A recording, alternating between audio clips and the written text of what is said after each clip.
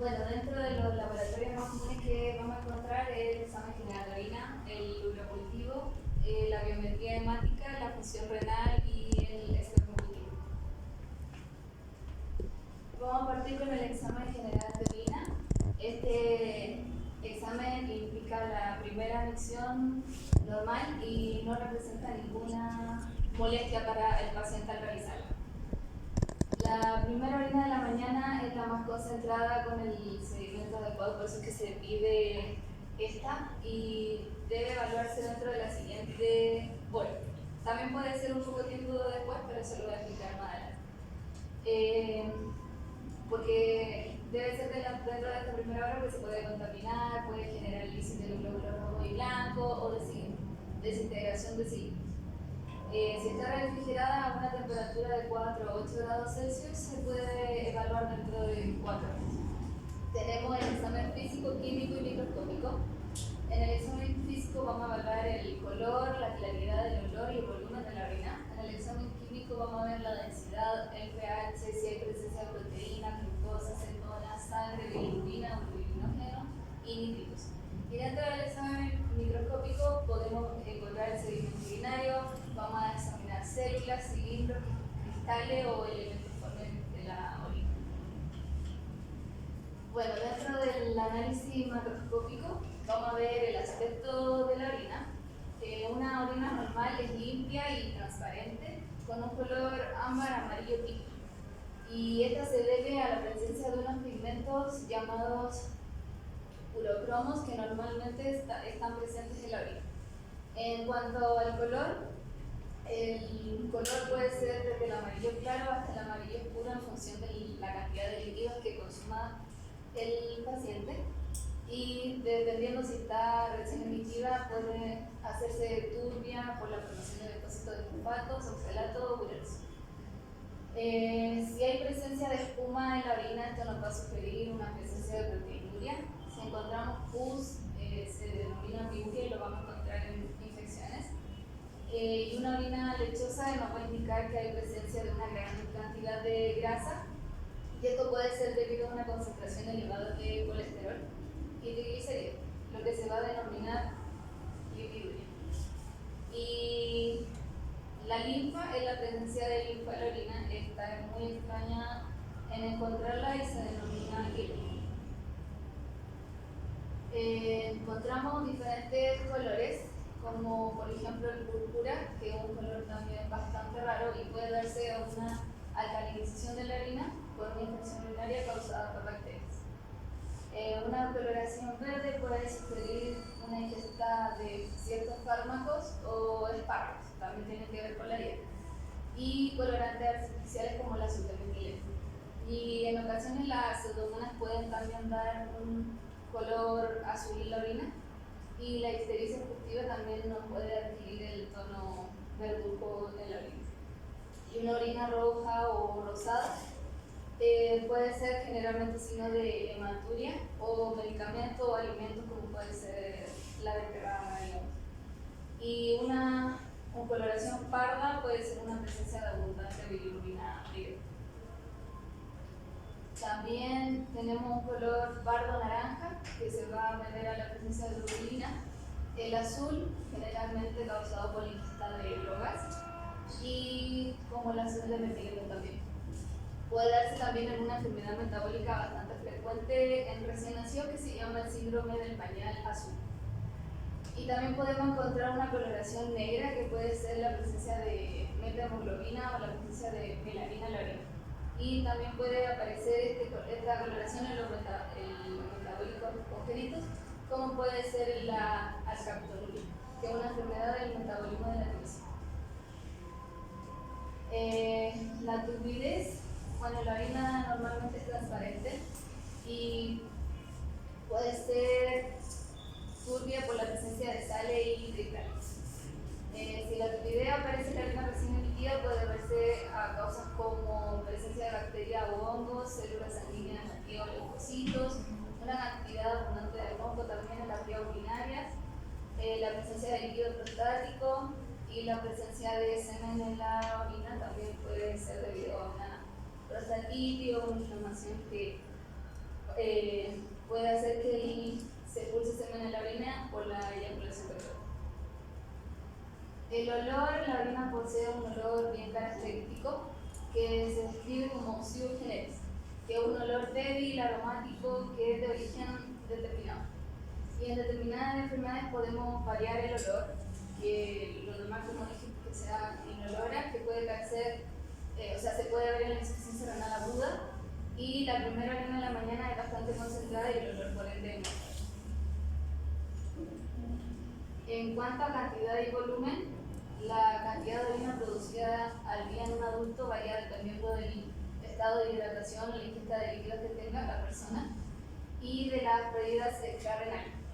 El mínimo de orina obligatorio se encuentra entre los 400 y 500 cc al día. Y podemos encontrar alteraciones en la producción de orina como la poliuria, la polaquiuria, la oliguria o la luria. Y en el examen microscópico vamos a hacer un sedimento urinario que se realiza una serie de pasos que van a consistir en agitar la muestra y tomar 10 ml que se van a colocar en un tubo de ensayo y esto va a ir a la centrífuga. La centrífuga va a funcionar durante 5 a 7 minutos a una velocidad de 2000 R por minuto y va a separarse y va a quedar un sedimento que esto va a ser el que va a tener todos los elementos formes de la orina y son los que van a ser analizados. Lo que podemos encontrar son el ácido úrico que va a sugerirnos la gota y también puede ser por el aumento en el metabolismo de purinas o el síndrome de Lesch-Nyhan. También podemos encontrar cristales como el oxalato de calcio, que esta va a ser una dieta alta en oxalato o intoxicación con etilenglicol. En la diabetes, en la enfermedad hepática y deficiencia de vitamina C también vamos a encontrar el oxalato de calcio. Y la cistina, vamos a encontrar la cistinosis y la cistina. También podemos encontrar el fosfato triple, que es una orina normal, en una pielonefritis o en una hipertrofia prostática. El carbonato de calcio lo podemos encontrar en nivel alto de calcio en la orina y el fosfato de calcio lo vamos a encontrar en la fosfaturina. Luego pasamos a las células, podemos encontrar células eritrocitarias que nos va a sugerir una eritrocituria y estos van a ser menores a 5 eritrocitos por campo y va a depender de la forma del eritrocito que va a distinguirse de dónde viene esta sangre. Y podemos encontrar leucocituria, menos de 5 por campo en varones y menos de 10 por campo en mujeres. ¿A qué te refieres? Dependiendo de la forma de los eritrocitos, se distingue de dónde viene. ¿A qué se refiere? Puede ser que venga de parte de los glomérulos, digamos. ¿Cómo sería? La forma del eritrocito. No recuerdo ahora. Más que todo eso se refiere a una macromatoria, ¿ya? O sea, para más o menos, la macromatoria, cuando tienes macromatoria, si tú tienes en la orina coágulos que son largos, como cabellos, digamos, también del riñón, porque a lo mejor por los ureter coagulan enfermedades, si tienes coágulos amorfos, vienen de la vejiga, a eso se refiere eso. Ya. ¿Ya? Y también podemos encontrar células granulosas, que esto va a deberse en presencia de un ejercicio intenso o en la glomerulolitis. En el sedimento urinario vamos a encontrar lo que son las bacterias, los hongos y la presencia de espermatozoides de la orina.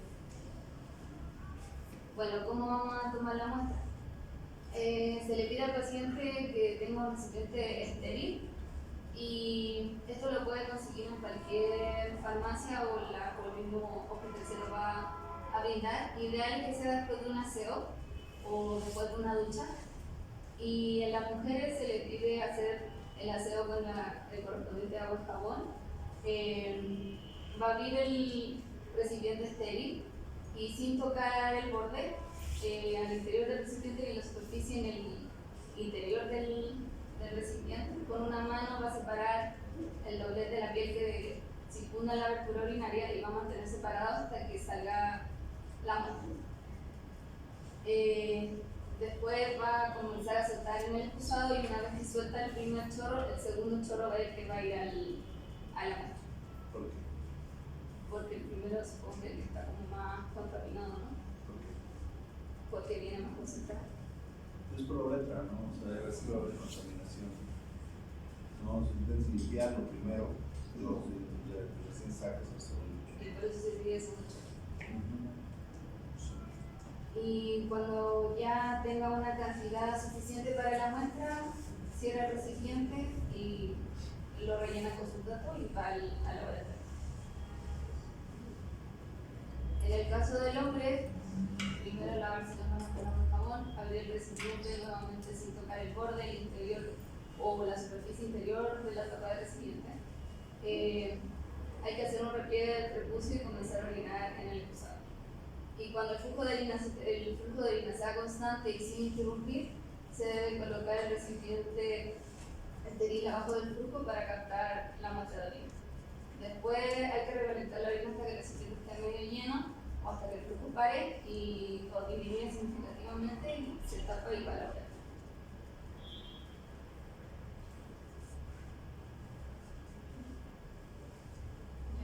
Vamos a continuar con el productivo. Este más que todo es para diagnosticar si hay infección del tracto urinario, ya sea sintomática o asintomática, en pacientes con riesgos de infección, además de que ayuda a identificar las bacterias y los microorganismos causantes de la infección. Pero este último permite ver un aislamiento y el recuento de unidades formadoras en colonias en ml, y esta técnica es cuantitativa. Hay tipos de muestras, pero las recomendaciones son que se prefiere la primera orina de la mañana. Esto es porque ya se había dicho que es la muestra más concentrada y, de ser posible, si no es en la primera orina, el paciente no debe de orinar durante al menos 3 horas. No se debe forzar a la ingesta de líquidos y el volumen a recomendar reproductor es de 20 a 50 y como mínimo de 13 ml. En los tipos de muestras tenemos métodos no invasores y métodos invasores. En los métodos no invasores está la orina del segundo chorro, como bien se dijo, se divide el primer chorro y se recolecta el segundo chorro. Es la más frecuente para el urocultivo, ya que es de fácil obtención. Pero igual hay riesgo de que se contamine, por eso se recomienda tener un aseo genital. Bueno, la orina por recolector es que alguien ayude a recolectar la orina y no es una buena muestra. Se recomienda que el cambio de recolector cada 30 minutos hasta obtener la muestra de orina. Y tenemos el catéter vesical permanente. Este tampoco es una buena muestra, excepto que el catéter haya sido colocado recientemente, ya que generalmente los catéteres vesicales ya están colonizados a las 48 horas de ser instalados y puede dar un falso positivo. Y entrando a los métodos invasores está la función suprapúbica.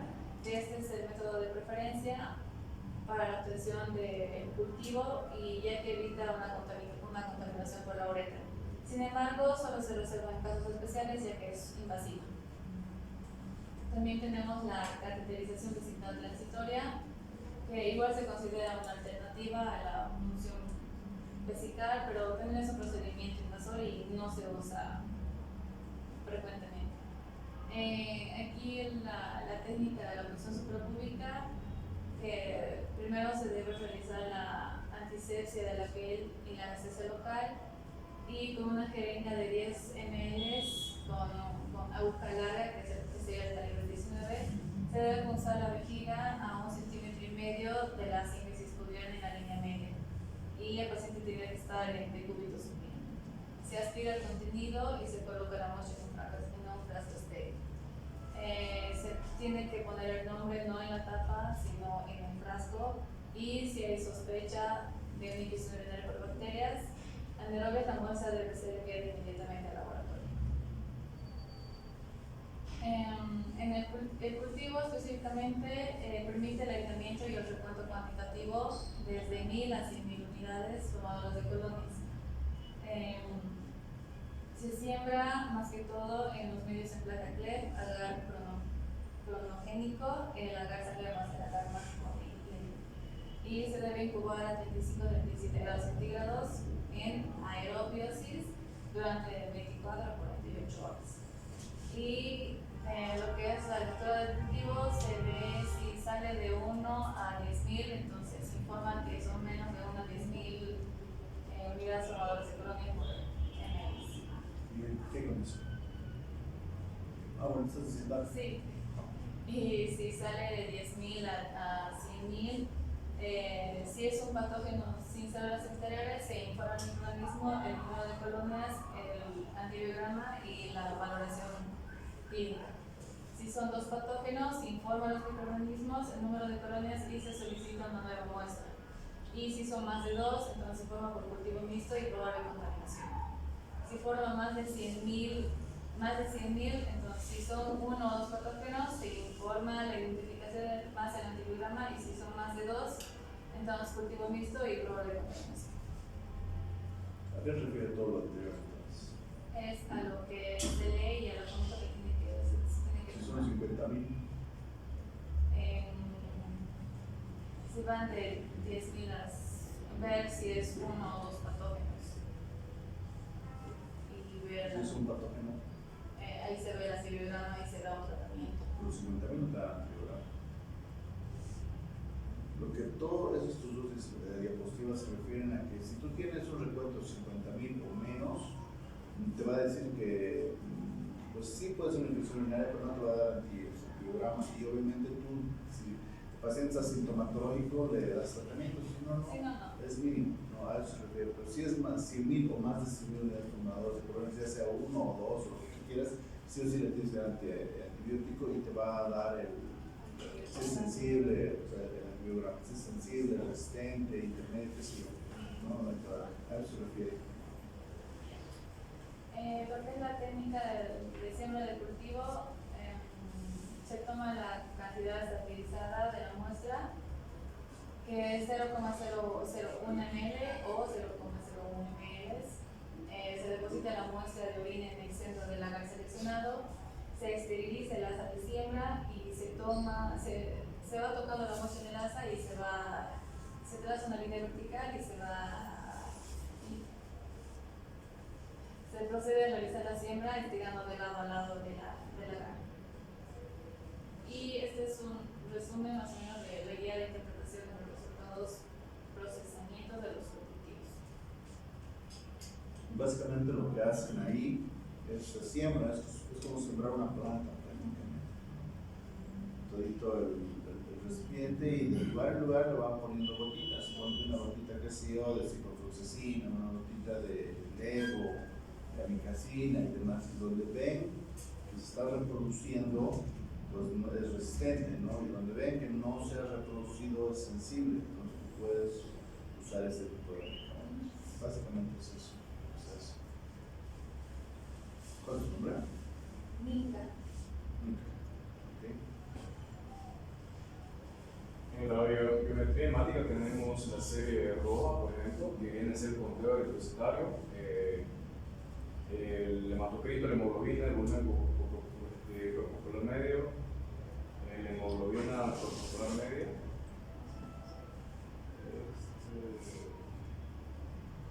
No recuerdo el nombre,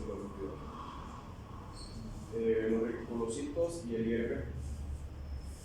Los glóbulos rojos, tenemos que evaluar a qué nivel estamos. Por ejemplo, aquí en Cocha no va a ser de la misma manera que estamos a nivel del mar.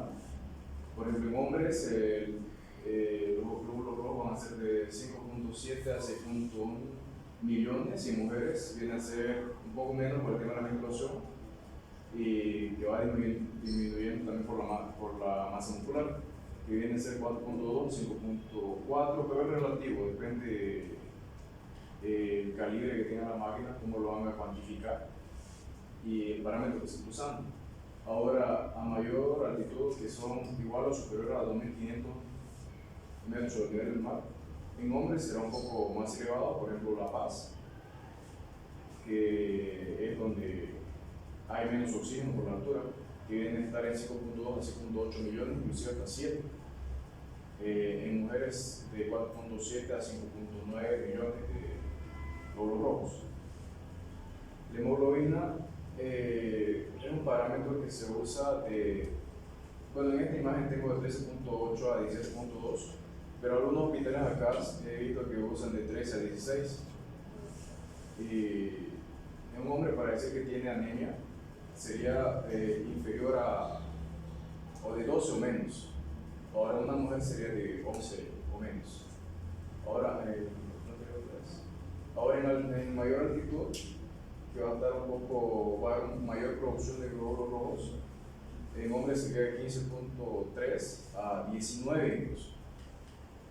Pero es relativo según la altura. En mujeres de 15.5 a 17.0 gramos sobre decilitro. El hematocrito, de igual manera, en hombres de 40 a 50%, en mujeres de 36 a 44 a 45%. Ahora, en altitud, sería de 45 a 56 en hombres y en mujeres de 40 a 50%. Ahora, los glóbulos blancos, en esta imagen está de 4.000 a 11.000, pero en los hospitales por lo general se usa de 5.000 en adelante. Sí, a 10.000. Ahora en altitud no hay cierto aumento como tal, porque este sería como un marcador en caso que sea como una infección, entonces no hay tal diferencia. Puede haber, pero no relevante. Las plaquetas vienen a ser de 150.000 a 450.000. Ahora superior a esto estaríamos hablando de una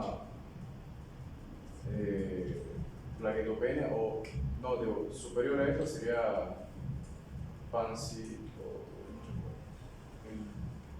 no, inferior a eso sería plaquetopenia o trombocitopenia. Ahora, los índices que se usan para ver la calidad del glóbulo rojo sería el volumen corpuscular medio, que sería, bueno, en esta imagen es una interpretación del glóbulo normal. Aquí, en un glóbulo grande, sería una anemia macrocítica por eficiencia de vitamina B. Y que esto se mide entre 80 a 100 femtolitros. Ahora, inferior a eso, estaríamos hablando de una microcitosis. Ahora, si es un nivel de 100 a 115, sería una macrocitosis. Ahora, superior a 115, sería una megalolactosis.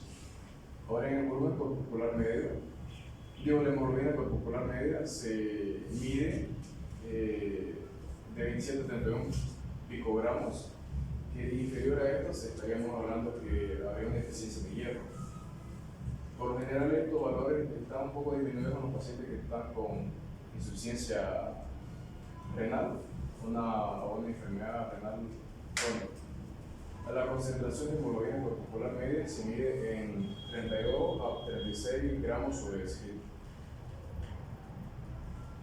Ahora, el ancho de distribución eritrocitaria a nivel del mar se usa un parámetro de 11.5 a 14.5, y en altitud pues tampoco se da un poco de diferencia, es casi similar. Ahora, los linfocitos a nivel del mar se usa de 20 a 40. Ahora, superior a esto estaríamos hablando de una posible infección viral. Ahora, inferior a esto podríamos estar hablando de una infección bacteriana. Ahora sería la interpretación de ligación a la izquierda o a la derecha. Ahora, los monocitos normal se usa de 0 a 8. Ahora, los neutrófilos segmentados es de 40 a 70. Superior a esto es que estamos hablando de una posible infección que esté causando una inflamación local, o puede ser sistémica, que para esto estaríamos hablando del INR, del PCR. Los eosinófilos son unos marcadores parasitarios que también tienen cierta relación con una hipersensibilidad, pero estos más se encargan los basófilos, que tienen pueden participar con el tema de la parasitosis por el simple hecho que los parásitos pueden hacer que nuestras células de defensa provocan histamina. Ahora, los callados son neutrófilos inmaduros, que se mide de 0 a 5, que superior a esto estarían yendo los neutrófilos inmaduros a atacar una infección, una bacteria que esté causando una enfermedad. pruebas de función renal son necesarias para detectar. Javier Herrera. Son necesarias estas pruebas de función renal para determinar diferentes tipos de nefropatías que puede presentar nuestro paciente, como podría ser una infección urinaria, una insuficiencia renal aguda, también la insuficiencia renal crónica, pielonefritis y una glomerulonefritis. La creatinina es un valor que nos podría ayudar a orientarnos al diagnóstico. El valor de referencia de este es de 0.5 a 1.3 miligramos sobre decilitro, aunque esto podría variar, ya que si el paciente es un paciente que utiliza drogas principalmente podría causar una neurotoxicidad, y esto puede causar una interferencia en los valores de la creatinina. En la clínica esto se podría formar como un resultado de una degradación espontánea de la fosfocreatina. La concentración de la creatinina sérica se eleva en principalmente insuficiencia renal parenquimatosa, aunque también en traumatismos masivos, enfermedades musculares degenerativas, aunque esto mayormente podría pasar en pacientes adultos mayores. Y el descenso de la creatinina nos puede orientar a que el paciente podría tener una ingesta pobre de las hipoproteínas o una disminución de su masa muscular, como dije, por el envejecimiento, por la tercera edad, o también las mujeres en su primer trimestre de embarazo. La depuración de la creatinina simplemente es la muestra del suero de la orina, pero tiene que ser de 24 horas. Su valor de referencia está en un rango de 80 a 125 miligramos sobre minuto. En una insuficiencia renal esto viene como un descenso progresivo de la depuración de esta creatinina endógena. El cálculo de esta depuración es esta fórmula que está aquí. Se debe determinar el área corporal, el peso del paciente y también la talla del paciente. Ahí están las abreviaturas cercanas de la creatinina, el WCR, concentración de creatinina en orina, la U.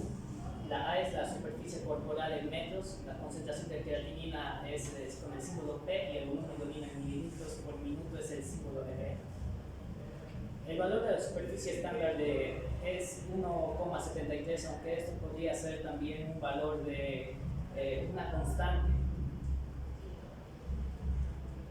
Ahora, en el caso de la urea, el rango que es el promedio de todos los pacientes está entre el 20 a 44 miligramos sobre decilitro, aunque también podría haber interferencia de este rango si es que hay un uso inadecuado de drogas que causan una neurotoxicidad en el paciente, o también podría ser en casos de que el paciente esté utilizando medicamentos que favorezcan la hormona de crecimiento. La urea es el producto final del catabolismo proteico. Una cifra elevada de la urea nos podría orientar a un diagnóstico como el estrés, la fiebre, las dietas hiperproteicas, una hemorragia digestiva, también una disminución de perfusión renal, pero sin la existencia de una lesión parenquimatosa. También por aumento de una lesión renal se puede elevar la urea, pero en el caso de un descenso podría significar de que la paciente está embarazada, una ingesta elevada de bebidas, la administración de fluidos intravenosos o también las hepatopatías graves por deficiencia de esta síntesis. En el caso del potasio, su rango normal está entre 3.5 a 5.00 miliequivalentes sobre litro. Si el paciente tiene una hiperpotasemia, eso nos orienta al diagnóstico de una insuficiencia renal, aunque también podría ser un shock transfusional, insuficiencia cardíaca o la uremia extrarrenal, pero si tiene niveles bajos por debajo del 3.5, quiere decir que el paciente debe tener alguna nefropatía, un edema, taquicardia, un paro cardíaco, también podría ser alguna enfermedad muscular. En el caso del sodio, su valor promedio es de 135 a 144 miliequivalentes sobre litro, pero si el paciente es un paciente que utiliza hormonas, por ejemplo, es un paciente andrógino o una paciente que utiliza anticonceptivos, eso podría interferir en el rango normal. el paciente tiene una hipernatremia, eso nos quiere decir que podría tener traumas musculares, el síndrome de Cushing o tratamientos excesivos de sales de sodio. Pérdidas extrarrenales por vómitos y diarreas podría elevar el sodio, pero la hiponatremia, en ese caso hablamos de una diabetes mellitus, enfermedad de Addison o la enfermedad tubular renal. En el caso del cloro, ya que su valor o su rango normal es de 98 a 106 miliequivalentes sobre litro, pero si el paciente tiene más de 106, hablamos de una acidosis metabólica, el síndrome nefrótico o una dieta rica en sal que tiene, pero por el contrario, si tiene una hipocloremia, el paciente quiere decir que tiene una intoxicación por bromuros, vómitos repetitivos o una neumonía lobar o la enfermedad de Addison. En el caso de magnesio, el rango normal está entre 1.3 a 2.5 miliequivalentes sobre litro, pero si tiene una elevación de este electrolito, el paciente podría tener un síndrome de lisis tumoral, cetoacidosis diabética o la enfermedad de Addison. Pero por el contrario, si tiene una disminución, el paciente podría tener una secreción inadecuada de la ADH o las pérdidas enterales y renales. En el caso de la proteinuria, para esta muestra se necesita la orina del paciente, pero solo que esté en el rango de 24 horas, ya que su valor normal es entre 80 miligramos, pero siempre tiene que ser en 24 horas, ya que esto nos podría orientar al diagnóstico de una nefropatía diabética, ya que su valor de referencia está entre el 0 a 14 miligramos sobre decilitro. Las causas más comunes de una proteinuria en este paciente o nos quiere decir que tiene un síndrome nefrótico, pero en el caso de adultos no es lo mismo que en el caso de los niños, ya que en los adultos lo más común que podría presentar son las nefropatías membranosas, la nefropatía diabética o la glomerulonefritis focal segmentaria, pero en el caso de los niños esto podría ser una glomeruloesclerosis focal segmentaria o también una enfermedad de cambios mínimos, solo en niños pequeños. Ahora el espermocultivo. Esto simplemente es un diagnóstico que nos ayuda a saber qué infecciones podría tener el paciente en las glándulas accesorias que presenta. Por ejemplo, las glándulas accesorias del paciente podría ser la próstata, podría haber alguna infección en las vesículas seminales, en los conductos deferentes, en el epidídimo y en los testículos. Esta prueba simplemente consiste en analizar la muestra del paciente, pero lo que podríamos encontrar en esta muestra son bacterias, hongos o microorganismos. En pocas palabras quiero decir que podríamos ver en este paciente un Enterococcus fecalis, Escherichia coli o una Morganella morgani. Está indicado en inflamación de los testículos este examen, porque ya que en este caso el paciente podría notar algún olor o algún color diferente que podría presentar en su eyaculación.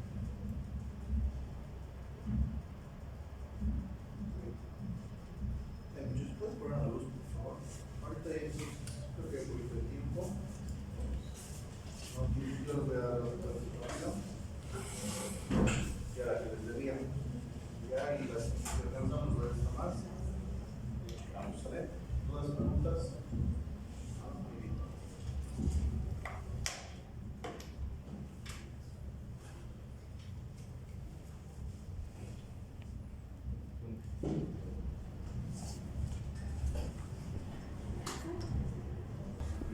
¿No?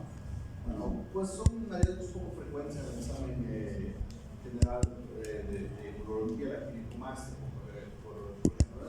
Es común y no suele tener consecuencias, ¿no? Las causas pueden incluir un carcinoma prostático tratado con estrógeno, anomalías testiculares, hiperplasia suprarrenal cortical, tumores de la corteza suprarrenal o de células intersticiales de los testículos. ¿Okay? Algunas enfermedades hepáticas de la tiroides, cirrosis, diabetes, todas estas pueden relacionarse a algunas patologías, ¿no? Pues principalmente, como ya saben, la ginecomastia en varones jóvenes va a sugerir al urólogo una presencia de un tumor testicular, ¿no? O síndrome de Klinefelter. Vamos a empezar con el examen del renal, examen del riñón, ¿no? En la inspección a veces puede ser visible un abultamiento en la mitad superior o inferior del abdomen, el cual si es blando puede ser una hidronefrosis o quizás sea muy difícil de palpar, puede ser un edema o un tumor, ¿no?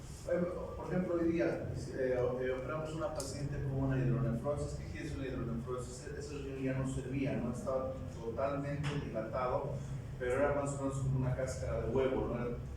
El parénquima era muy delgado y ya no servía, no solamente hacía que el paciente tenga infecciones urinarias recurrentes, ¿no? Entonces obviamente esos no se pueden palpar porque son muy blandos, pero sí, cuando hay una masa tumoral pues sí se puede palpar, ¿no? Entonces, antiguamente se hacía eso, pero ahora que en todo lado hay una ecografía o un equipo de ecografía, pues ya no, eso no se hace, ¿no? A la inspección para un examen renal, primeramente, ¿qué es lo que vamos a ver? O sea, tenemos que ver si es que hay o no hay edema, ¿no? Pues lo podemos dividir en síndrome nefrítico y síndrome nefrótico, ¿no? El nefrítico es un proceso inflamatorio en el glomérulo, ¿no? Va a producir una disminución de la filtración glomerular con retención de sodio y agua, ¿no? Se acompaña de hipertensión arterial e insuficiencia renal en grado variable, con un poco de oliguria y edema, ¿no? Pues entonces acá tenemos una triada que es muy importante, que es hematuria, proteinuria e hipertensión arterial. Y el síndrome nefrótico pues va a ser el resultado del daño de los pequeños vasos sanguíneos de los riñones, o sea que eso va a filtrar los desechos, ¿no? Y el exceso de agua en la sangre, ¿no?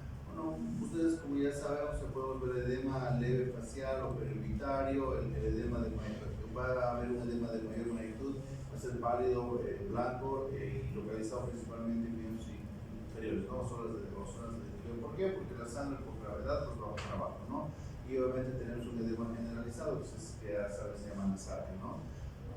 O tenemos un edema de la piel que no solamente en la región lumbar, igual, todo eso por gravedad, ¿ok? Ahora la palpación.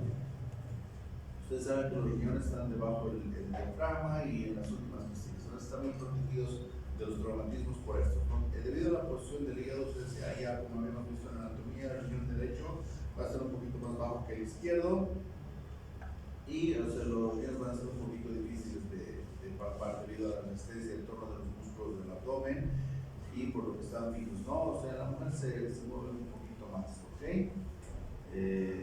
Bueno, tenemos varios, ¿no? Principalmente vamos a ver la palpación manual de riñón.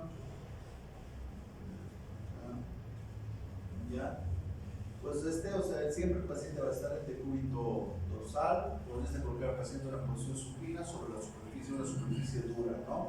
El riñón se eleva con la mano en la fosa lumbar, o sea, la mano izquierda, como ustedes ven acá, se pone en la fosa lumbar, y la mano derecha siempre va a ir por debajo del reborte costal. Vamos a presionar un poquito, ¿para qué? Para poder intentar sentir el riñón, ¿no? Obviamente, al sentir esto vamos a sentir principalmente el polo inferior, ¿no? El medio polo inferior, ¿ok? Entonces ahí vamos a intentar ver si es que no hay algún tipo de masa que pueda haber, ¿no? O sea, que pueda estar condicionando algún problema con la hematuria, habitualmente que siempre, bueno, yendo un poquito más adelante, ustedes siempre que vean sangrado en un paciente es microhematuria o macrohematuria, lo primero que ustedes tienen que descartar es una masa tumoral. O sea, es lo primero, no importa si es urinaria, eso ya se soluciona, ¿no? Pero habitualmente se le pide una ecografía, ¿no? Una ecografía, ahora si ustedes no tienen, pueden palpar un poquito para ver si es que no tiene, no existe una masa tumoral, ¿no? Pero lo primero que hay que descartar una hematuria es un tumor y obviamente estas maniobras nos ayudan también para eso, ¿no? Como les digo, ahora que hay la ecografía, pues eso no se usa mucho, pero obviamente ustedes cuando tal vez vayan a su servicio social, que tal vez sea un poquito lejos, pues sí van a usar todas esas cosas, ¿no? Ok, entonces como dice acá, la mano anterior puede palpar el tamaño y la forma y la consistencia del órgano normal. Obviamente no estamos buscando una lesión tumoral, ¿no? Hay diferentes maniobras, por ejemplo, esta es la de Guyon, y tenemos las modificaciones, que esta es la de Israel. Solamente es el paciente se coloca de cúbito lateral, el otro de cúbito dorsal, ¿no? Este es el cúbito lateral contrario o sea, del cúbito lateral siempre contrario al riñón al que se va a estudiar, ¿no? con las piernas levemente flexionadas, ¿no? El médico se ubica del lado dorsal del paciente, en las espaldas del paciente, con una mano en la región lumbar, la misma mano, la mano izquierda en la región lumbar, con los puños de la otra mano por debajo siempre del diafragma. Pues se pide al paciente que realice una inspiración profunda para que suba el diafragma un poquito y nosotros intentamos palpar el riñón, ¿ok? El peloteo renal, lo mismo, ¿no? El paciente del cúbito dorsal, el examinador del lado opuesto bueno, mejor dicho, del lado al riñón que se va a estudiar. Las manos se disponen igual que la maniobra de Guillón y se envía impulsos bruscos con la mano posterior, o sea, intentando, como su nombre lo dice, ¿no? Mover el riñón, que se mueva, ¿no? Obviamente la finalidad es palpar con los dedos el choque de la víscera que se está desplazando, ¿no? Para ver si se siente algo. Obviamente aquí nosotros vamos a poder ver la aplicación. Como vamos a ver un poquito más adelante, hay una cosa que se llama tosis renal. No sé si han escuchado hablar de eso, tal vez, ¿no? Vamos a ver ahorita. Otra maniobra es la maniobra de Montenegro, ¿no? El paciente se pone ya no de cúbito dorsal ni lateral, ¿no? Es de cúbito ventral. El examinador coloca una mano en la región lumbar del riñón a examinar, la mano derecha de ese lado, ya y con los chupones de los dedos índice y medio y la diagonal de la otra mano se coloca en el espacio muscular, y con la otra mano en posición transversa por debajo del abdomen, ¿no? Entonces el médico va a intentar con la mano derecha, como se ve, que intentar levantar un poco el riñón y con la otra mano empujar, ¿no? Para ver si se puede palpar también algo, ¿no? Es básicamente lo mismo. Todas estas se van a intentar ver la forma y la consistencia, ¿no? Son variaciones más. Tenemos la maniobra de Goelet, es lo mismo, pero ya no hay que estar ese paciente se pone de pie, mejor dicho. El examinador se va a parar sobre el paciente, mejor dicho, se para sobre el miembro contralateral al riñón a ser examinado, ¿ya? Y el procedimiento es bimanual, ¿no? Es exactamente igual como en la primera maniobra. Ustedes ven, eso no varía, ¿no? La mano izquierda por detrás y la otra mano por debajo del reborde costal, exactamente. Y la maniobra de Petit, lo único que hacemos en esta variación para la maniobra de Petit, ustedes se acuerdan que siempre el examinador se colocaba del lado del examinar. En entonces lo único que hacemos es, en vez de estar del examinador riñón, examinamos al otro, ¿no? Ponemos la mano izquierda por debajo y la mano derecha viene por encima, por la parte del abdomen, como dice acá en la figura, ¿no? Todas siempre el examinador estaba del lado del lado del riñón examinador, ¿no? Esta la variable es que las manos van al otro lado nada más, ¿ok? Ahora la palpación bimanual de Glenn, es acá lo que se había dicho, está descrita para descubrir las tosis y clasificarlas en grados. Tenemos principalmente 3 tiempos: acecho, captura y escape, ¿no? Bueno, entonces, ¿en qué consiste esto? Consiste en colocar la mano izquierda abrazada en la región lumbar con los 4 dedos por detrás y el pulgar por delante, ¿ya? O sea, es como una pinza, ¿no? El cual cae debajo del borde costal, la mano derecha sobre la pared anterior y permite la exploración del borde inferior. Entonces, como se había dicho, esta tiene 3 tiempos, ¿no? Acecho, captura y escape. Entonces, en el acecho se coloca la mano izquierda, se pretende palpar del lado que se va a examinar, o sea, del borde superior, y el dedo del medio va a quedar por debajo y paralelo a la duodécima costilla, o sea, como una pinza, ¿no? El pulgar siempre va a estar por delante y o sea, todo esto se pide al paciente que aspire. Entonces nosotros apretamos, cerramos la pinza y es la captura del riñón, y luego obviamente vamos a soltar y es la parte del escape. Esto es para ver cuánto puede moverse el riñón. Eso es pues obviamente casi todos los riñones se usan, ¿no?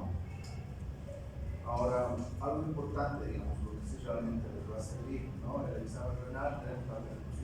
Ustedes han hecho ya las maniobras de Giordano y la perfusión de Murphy. ¿Cómo es? ¿Cuál es la diferencia de cada una? Los dos hacen lo mismo, igual, pero ¿cuál es la diferencia? ¿Saben? ¿No? Es sencillo. La Giordano se hace con la mano abierta y la puño percusión, como su nombre lo dice, con el puño. No importa, la vamos a ver. Entonces, ¿Qué es lo que vamos a ver? O sea, nosotros tenemos que ver el ángulo costovertebral, que va a estar entre la doceava vértebra y la doceava costilla. Ustedes ven acá, este es el ángulo donde nosotros podemos hacer este golpecito, ¿no? Este entonces va a despertar o intensificar el dolor de la región lumbar de origen capsular, que cuando se da normalmente cuando hay una pielonefritis o hay una neuropatía obstructiva supravesical, quiere decir que está tapado, ¿no? ¿Por qué? Por una estenosis o por un límite, ¿ok? Entonces, lo que les había mencionado, salud, la puño-percusión, o digo, la maniobra de Giordano siempre se va a hacer con la región hipotenar de la mano abierta, como tenemos, ¿no? O sea, es un golpe suave en la fosa renal, ya sea izquierda-derecha, y con eso nos vamos a ver si es Giordano positivo izquierdo-derecho bilateral o negativo bilateral, ¿ok? Y la percusión de la percusión de Murphy, o sea, se debe colocar la región palmar de los metacarpianos de la mano izquierda y golpear con el borde cubital, o sea, con esta parte, ¿no? El borde cubital, con el puño cerrado en la fosa lumbar. Estando el paciente puede estar sentado, puede estar de pie o un poco inclinado hacia adelante, ¿no? Exactamente las dos maniobras realizan o sea, son para el mismo estudio, ¿no? Lo que ustedes tienen que hacer es ver cuál les gusta más y hacer eso, ¿no? Ahora, hay algo muy importante. ¿Cuál es la diferencia? O sea, ustedes tienen que ver que hay una diferencia entre dolor renal y radicular. Ya, obviamente, el paciente siempre va a venir, me duele el riñón con un dolor en la parte de atrás. Habitualmente, como ellos no se ubican muy bien, el dolor puede venir por la parte de la cintura, más o menos por donde está el cinturón, por ahí, ¿no? Pero ustedes saben que el dolor de la fosa renal es un poquito más arriba, por debajo de la doceava costilla, ¿no? Ahí abajo. O puede venir más centralizado en la parte media. Todas esas son solamente musculares, ¿no? Ahora, el dolor radicular se percibe comúnmente en las regiones costovertebral y subcostal, pero puede extenderse a lo largo del uso del uréter, ¿no? Y es la causa más común del llamado dolor renal, dada por la irritación de las raíces nerviosas. Bueno, estas son causadas principalmente por la postura, escoliosis, psicosis, son problemas de la columna, ¿no? O cambios en las artríticos en las articulaciones cortovertebrales o costotransversas, ¿no? O una hipertrofia de los ligamentos costovertebrales, ¿ya? Que comprime un nervio, comprime el nervio principal que está saliendo, ¿no? Y obviamente una hernia de disco, ¿no? Entonces, principalmente van a afectar los segmentos entre T11 a L2, ¿no? Y obviamente el paciente, aparte de tener dolor, puede tener dolor en la parte posterior de la pierna o dolor en la parte anterior, ¿no? Pues esto hay que saber diferenciar, decir al paciente, pues no, usted no tiene no es algo renal, ¿no? De vías urinarias, es algo muscular. Entonces le da sus analgésicos aires, nada más se le va a pasar, ¿no? Y lo mandan a traumato o a neurocirugía si se quiere, ¿no? La auscultación, esto no se hace mucho, pero pues la auscultación de las áreas costovertebrales y los cuadrantes abdominales superiores puede revelar un soplo sistólico, que con frecuencia va acompañada a la estenosis y a un aneurisma de la arteria renal. Yo sinceramente, desde que estoy pues, ejerciendo, nunca he visto esto, tampoco hacemos nada de estas cosas. Lo que se hace es, si ustedes tienen algún proceso, si hay alguna sospecha de esas cosas, para estar seguros, se le pide una tomografía, una Eurotac con contraste. ¿Saben cuál es la fase que se debe pedir? ¿Tal vez? ¿No? Tenemos 5 fases en la tomografía, ¿no? Para ver defectos arteriales, en este caso es la fase, como su nombre lo dice, la fase arterial, la fase venosa de tumores, ¿ya? La fase simple de piedras, y bueno, hay otra que es el topograma, que es como una radiografía, pero que es del tórax y del abdomen. Hay otra más, la fase excretora, ya, que va a captar, concentrar y eliminar. Eso es el medio contraste. Se ve como capta el medio contraste en los riñones, que es eliminar, va a bajar la columna del medio contraste en el uréter. Eso nos sirve para ver si hay algún tipo de estenosis, que obviamente ustedes van a sacar una radiografía o una ecografía, pues va a estar dilatado el riñón, pero no va a haber piedra, ¿no? Y en la fase simple no se va a ver, entonces para eso entonces fase. Entonces, en esta fase solamente le pedimos un Novorotac en la fase arterial y podemos ver todas estas cosas. Aunque tal vez, pues antes hacían esto de la auscultación, pero ya no se hace. ¿Okay?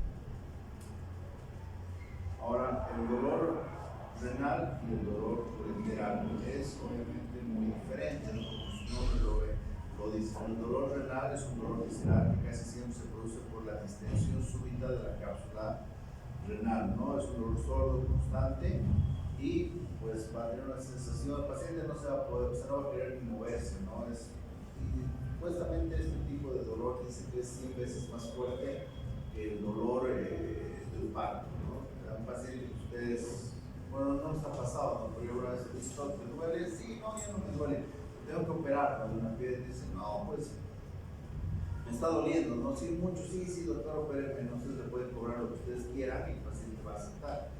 No es por el dinero, pero ahorita me van a entender por qué les digo. Ok, le pasan un poquito de analgésico, se le pasa y el paciente ya no quiere operarse. Dice, no, ya estoy bien, me voy. Entonces le dicen, les va a volver en unas 6-8 horas que se le pasa el analgésico y va a volver, no, ya estoy bien. ¿Cómo qué? 6-8 horas vuelve con el mismo dolor, ¿no? Es un decir nada más del dinero, ¿no? Pero el paciente siempre hace eso, no, me duele, le pasa analgésico, ya no me duele y me voy, pero siempre vuelve. Piensan que ya se me ha quitado el dolor y ya no me va a volver. Entonces, el dolor ureteral es el tipo cólico ureteral, es intenso. En el ángulo vertebral va a estar siempre irradiado por la cuadrante inferior del abdomen, ocasionalmente en la parte superior del testículo o de los labios. Pues, creo que les había explicado esto, ¿no? El otro día, ¿o no? ¿No los he explicado? Bueno, vamos a ir acá. ¿Se acuerdan que habíamos visto los puntos ureterales en anatomía y de acuerdo? Sí, se ha hecho dónde está el dolor. Miren, el dolor ureteral, como ustedes lo ven, en el tercio superior, si la obstrucción está en el tercio superior, el dolor siempre va a ser el cinturón hacia la parte del abdomen ipsilateral, o sea, del mismo lado, ¿no? Esta parte, ¿cuál va a ser? Dividimos el cuadrante en 6.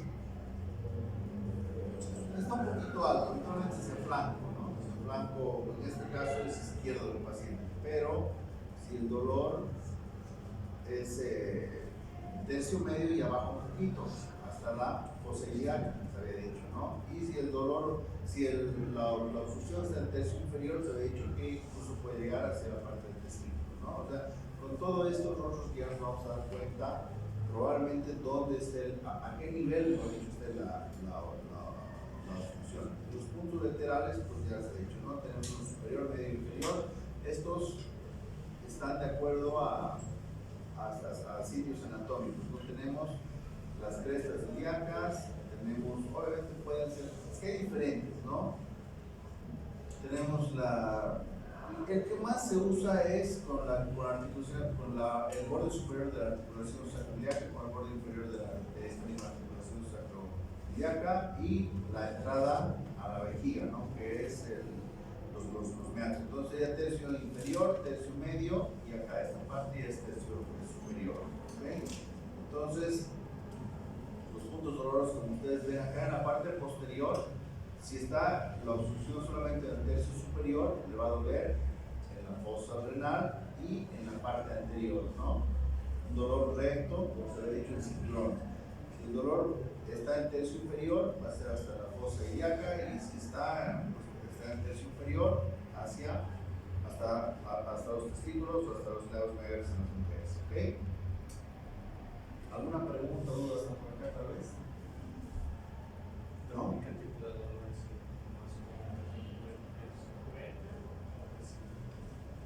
No, urete es opresivo, porque es algo que está comprimiendo. ¿Ya? La vejiga, ¿no? La vejiga normalmente no puede palparse a menos que se haya medianamente distendida. El adulto debe contener más o menos unos 150 ml de orina. ¿Para qué? Para que pueda palparse o para que pueda realizarse cualquier tipo de estudios en ella, ¿no? En la retención aguda de orina, la vejiga puede llegar a sobrepasar el ombligo, ¿no? En este caso, su control no puede observar si es palpable generalmente.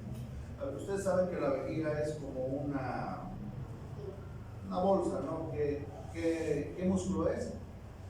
El detrusor. El detrusor obviamente es como un globo, lo que sea, se extiende, se relaja, se extiende y se relaja, ¿ya? Pero cuando eso pasa muchas veces, o principalmente en las mujeres, por el asunto del trabajo y que no cuentan con a veces un baño cercano, o que no está tan higiénico, pues a veces se aguantan mucho y esto lleva a que las fibras del detrusor poco a poco se vayan separando. Pasa lo mismo en pacientes masculinos que tienen un crecimiento de la próstata, ¿no? Se van separando y entonces esto genera una vejiga de esfuerzo. Esta vejiga de esfuerzo nosotros la podemos ver al hacer una ecografía, se ven como unas fibras, ¿ya? Esas fibras se dividen en 4, ya se me ha ido el nombre ahorita. Ahorita me dio el nombre, ¿ya? Ay, se me dio el nombre, perdón. Ya, o sea, ahorita les digo qué es. Pero el grado 1 es cuando solamente existen unas trabeculaciones, ¿ya? Entonces podemos ver las trabeculaciones que van a ser más o menos. Ustedes han visto, hace tiempo se usaban para los focos, que había unas lámparas que se hacían con un globo y se envolvía hilo, ¿verdad? Luego revienta el globo y queda el hilo así por todo lado, ¿no? Se ve exactamente igual en la vejiga, las trabeculaciones. Cuando son de grado 1, pues se ve así por todo lado, ¿ya? Ahora, las trabeculaciones de grado 2 es cuando ya se encuentran un poco más separadas. Grado 3, cuando pueden formar pseudodivertículos, ¿no? ¿Qué es un divertículo? Es como un chichón en la llanta de un auto, en una pelota, lo han visto, ¿no ve? Y el grado 4 ya cuando son unos divertículos pues ya grandes, uno puede entrar ahí con el estetoscopio. Entonces, eso es principalmente una vejiga de esfuerzo, ¿no? Ya cuando veamos tal vez un poquito más tumores vesicales y vamos a tener un poquito más de ecografía, vamos a poder ver un poquito más de esto, pero por el momento, para que ustedes sepan que la vejiga pues, está formada por un músculo del detrusor, cómo es una vejiga de esfuerzo, cuándo se puede estudiar, o sea, como ya hemos visto en anatomía, ¿no? Principalmente al principio la vejiga va a ser abdominal y luego va a bajar un poco más, ¿no? Está por debajo de la sífilis, etc. Lo principal es que ustedes sepan dónde está el trígono vesical, cómo está formado, pues ya con eso, ¿no? ¿Ya? Ahora la inspección y palpación del pene, ¿no? Nosotros, ¿qué cosas debemos ver? Principalmente la inspección si el paciente está o no circuncidado, si el prepucio se retrae, no se retrae, no veces que hay tumores, veces que hay una varanitis, si tiene fimosis, ¿no? O el meato uretral, el meato uretral, perdón, es pequeño o está normal, para ver si acá puede estar una causa de una posible obstrucción, ¿no? Luego también debemos valorar si el paciente tiene o no presencia de enfermedades de transmisión sexual. La posición del meato puede estar en el dorso. Ustedes saben que es una epispadia o una epispadia. Perfecto. Epispadia, ¿no? Está el meato en el dorso. ¿Okay? Luego nos bajamos un poquito más. Debemos checar el testículo. Cada testículo se examina aparte, ¿no? ¿Qué es lo que debemos ver? La consistencia del testículo, si hay una masa, si es doloroso la palpación, cómo está el epidídimo, cómo está el cordón espermático, si hay o no una probabilidad de que el paciente tenga o no tenga un varicocele. ¿Vale?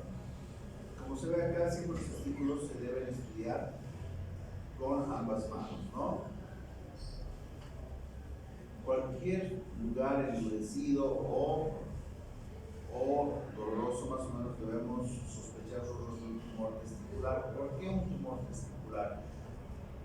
Si viene un paciente con un probable cáncer de próstata, al paciente incluso yo lo puedo dejar ir, que se venga una semana o un mes con un motivo, no pasa absolutamente nada. ¿Por qué? Porque el cáncer de próstata va a seguir muy lento.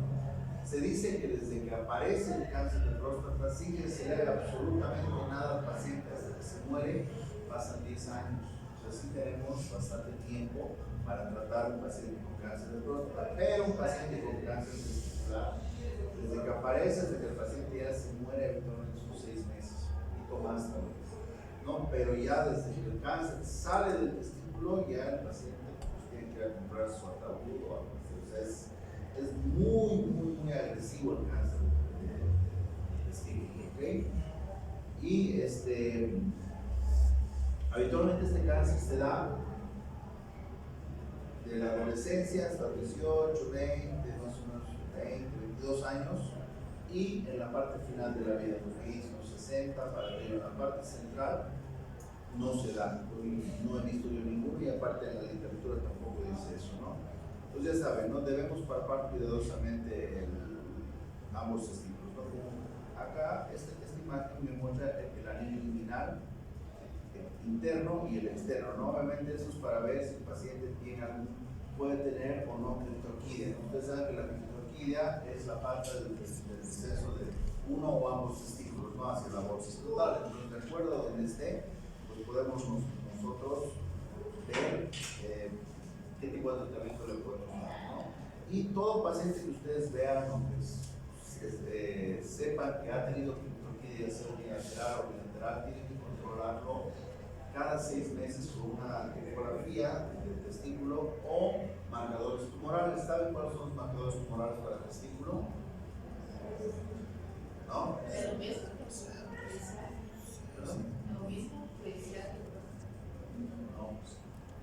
No lo vayan a pedir como le ha pedido un paciente masculino, el CA125, que es marcador para útero, ¿no?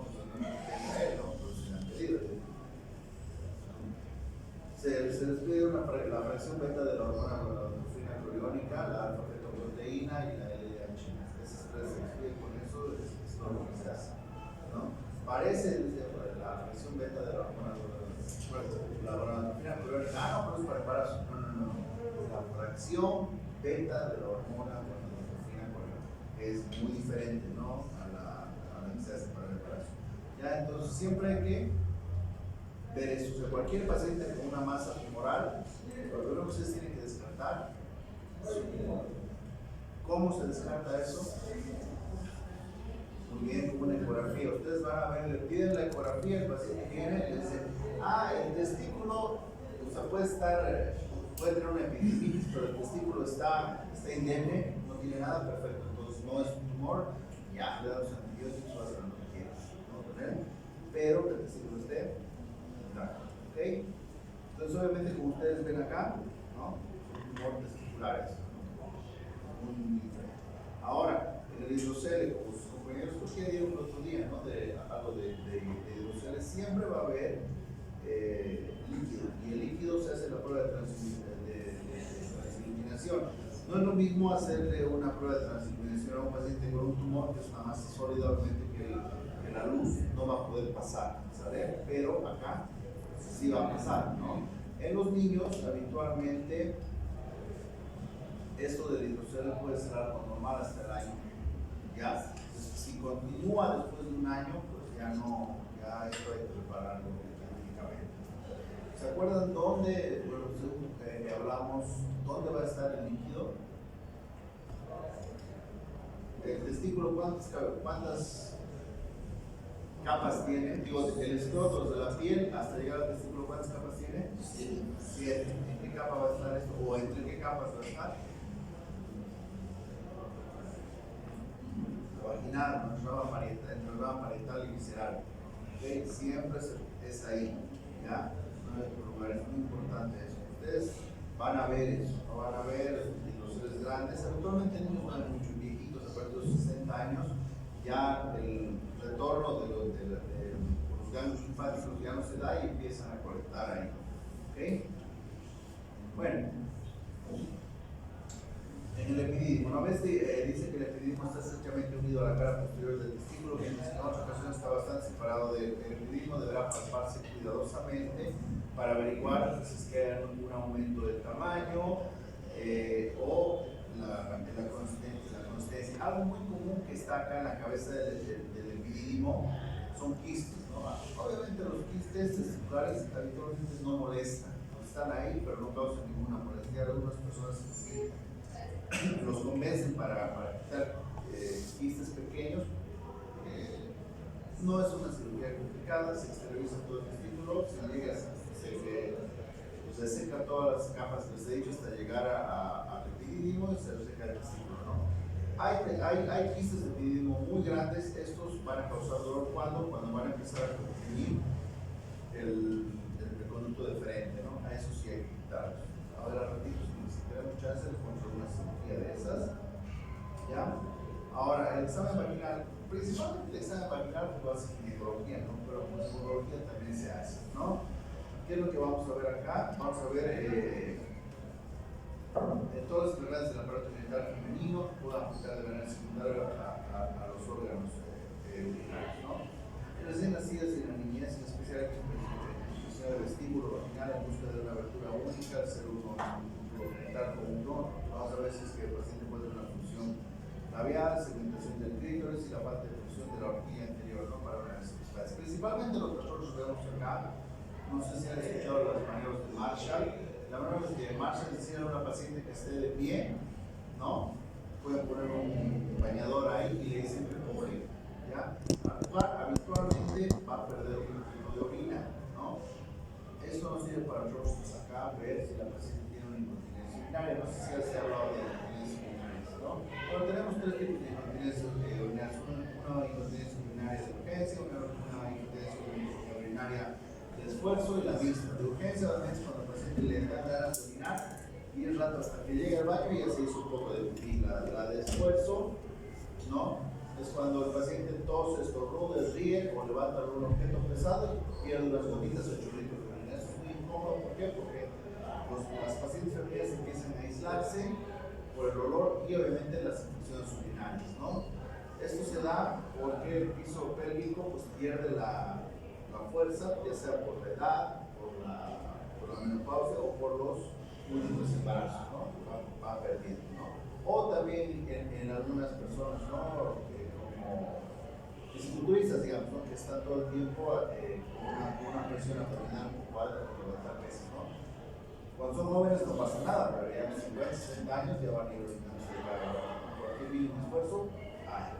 Esto es normal, es una cirugía, es una malla de TT, pero pues es mejor no operarse, ¿no? También lo que nosotros tenemos que ver, bueno, que habitualmente lo ve es si el paciente puede tener un CACU con un papá Nicolau. Ahora, el examen dental varón, ¿no? Es como ya se había comentado, eso se realiza solamente se puede tocar la porción inferior de la próstata y el recto y el esfínter, ¿no? Bueno, pues es de gran importancia. ¿Por qué? Porque esto nos va a permitir valorar si el paciente puede ser susceptible a presentar o no un cáncer de próstata. Lo que tenemos que ver desde que le decimos al paciente que le vamos a hacer un tacto dental es el esfínter externo, cómo está. Puede tener algunas cosas, ¿no? Como son hemorroides, estenosis, fístulas, qué sé yo, ¿no? Pólipos en la mucosa esfínteriana. Y una vez que ingresamos, tenemos que tocar la próstata, la forma que tiene, qué forma tiene, principalmente qué consistencia. Ustedes ya saben, la nariz y esta parte, esto que se llama pedal, ¿no? Entonces se digo pedal. Entonces, o sea, esta parte se toca y actualmente se toca así, ¿ya? Es lo más común es lo más parecido, mejor dicho, ¿no? Entonces tenemos que palpar, tenemos que tocar, como ya se había comentado, en busca de induraciones o aumentos de consistencia. Un aumento de consistencia no es lo mismo que una induración o que una superficie verde, ¿ya? Y tenemos que tocar si es que hay o no la presencia de nódulos, si está secretante, ¿no? Si es móvil o si está indurada. Todas esas cosas nos van a decir si el paciente puede o no tener la probabilidad de poder tener cáncer de próstata. Obviamente eso no es diagnóstico, la única que es diagnóstica es por patología, ¿no? Es que hay que sacar una muestra de tejido para llevarlo a patología. ¿Okay?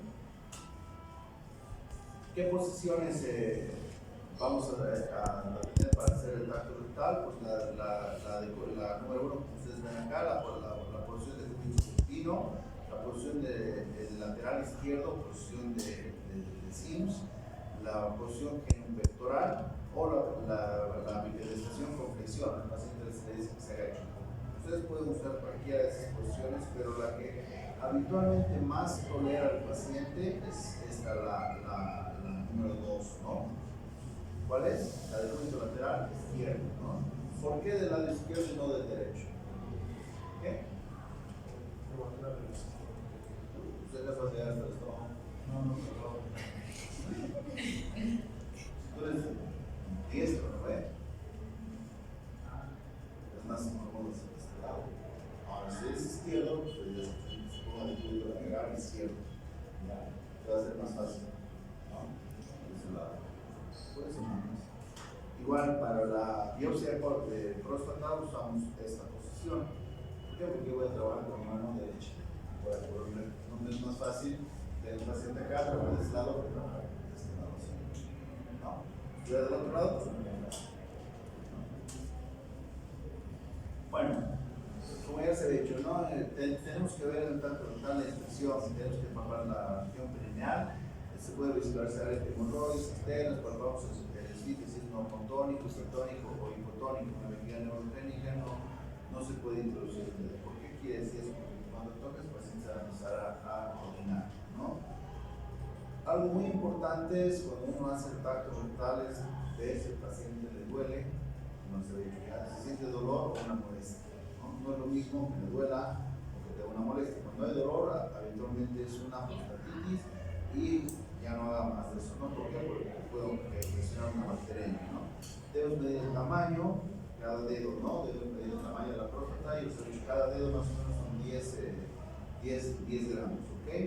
La consistencia es elástica, la superficie, se siente un surco medio. Siempre nos vamos a ver que la próstata va a estar dividida en dos lóbulos. Cuando ustedes tocan, se siente diferente los dos lóbulos. A veces puede ser un lóbulo más grande que el otro, o a veces están ahí como si fuera un libro. Ahí va el surco, ¿no? Si está simétrica, como se ha dicho, ¿no? Si es sensible, no, o es doloroso, ¿no? Si se mueve o no, habitualmente no se va a mover. Se mueve solamente un poquito, ¿no? Pero si está completamente fija, la célula esoférica puede ser un cáncer de próstata. ¿Dudas? ¿Preguntas? Sí, sigo debiendo un tema anterior que acabo de dar, ¿no? Sí, aquí lo tengo para escuchar.